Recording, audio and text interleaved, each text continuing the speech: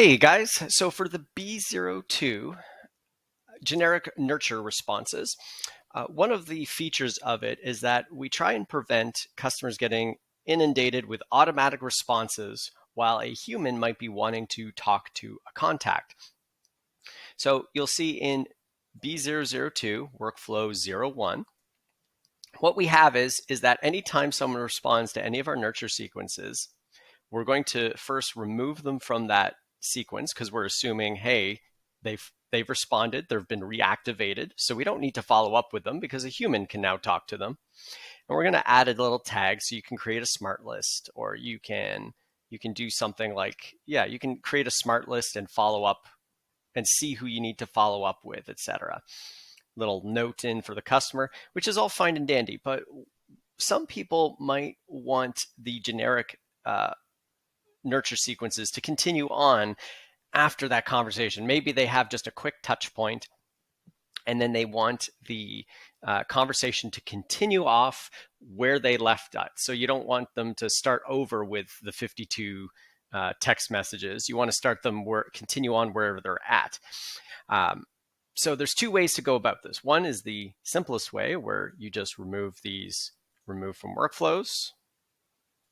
And we're going to just keep this one action here because we still want to be able to tag and know who's responded to things. Oh, not move. Back to delete. And if you want to, this works just fine enough. And now what will happen is that tag will be added and the workflows will continue on no matter how the conversations goes. But we could take this a step further. So one thing to do, and by the way, whenever you're making an addition to a module, it's always good to make copies of everything so you can keep the originals. What you can also do is, we're going to jump into the 52 weekly text messages here. And what happens if we want the salesperson to be alerted when someone's responded to these nurture sequences? We want to stop the nurture sequences wherever they are. So let's say we're on day SMS number 11, week number 11, hour, and then we want to pause this workflow and continue on once the human has finished the conversation and things continue on. Well, what we can do is, let's say we're on SMS number 11, what we can do is we can wait 7 days as normal. And then what we can also do is put a wait trigger. And we're going to wait for a condition.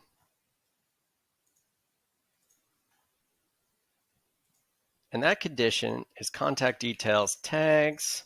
And we're going to say does not include weekly SMS reply. Wait for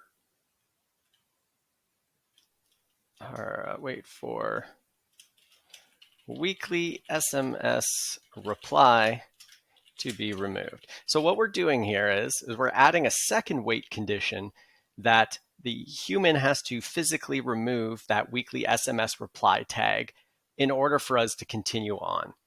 And if you also want, you can also add a second, and this is probably wise, wait 1 day. We're just going to wait 1 extra day as well. And so what we're doing here is we're giving a wait time so that we're not just bombing them every single day or every single hour with that text message. And then we're going to also wait until that reply tag has been removed. And then once that reply tag has been removed, we're going to continue on where we left off and go and down the path. And you'll want to do this for every single, so it's a lot of extra little steps to add, but it can be really powerful if you want to really add some automations or fine tuning. You could also have some automations that will remove this weekly SMS reply tag as well. One example could be, although there are many, many different ways, let's go back to this workflow 0.1 and this copy that we made. One of the examples could be, you could add this tag, weekly reply, and then you could even add just like a wait trigger for wait 7 days or something. we'll just add wait 7 days. And then you could even remove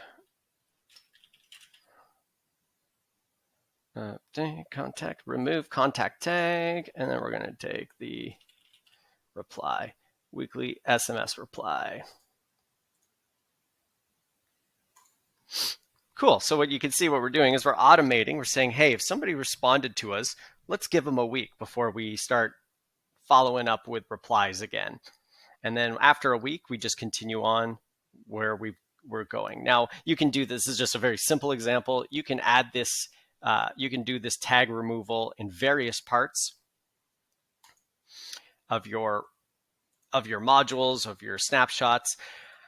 Ideally, you can do this in any kind of tag routing. So if you're in our Small Business Ultimate Snapshot, you can pull up all the different tag routers of the different parts of your snapshot.